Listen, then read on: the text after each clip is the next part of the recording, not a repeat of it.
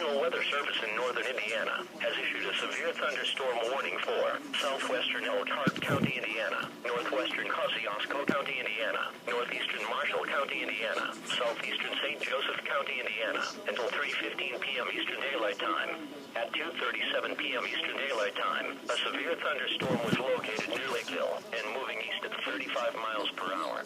Hazard: quarter-size hail and 60 miles per hour wind gusts. Source: radar indicated. Impact: hail damage to vehicles is expected. Expect wind damage to roofs, siding, and trees.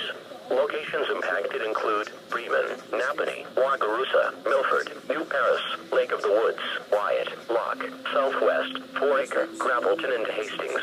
For your protection, move to an interior room on the lowest floor of a building.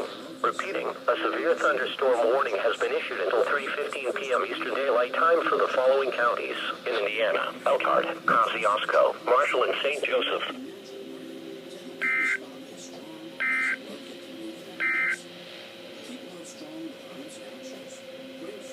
This is no weather radio station.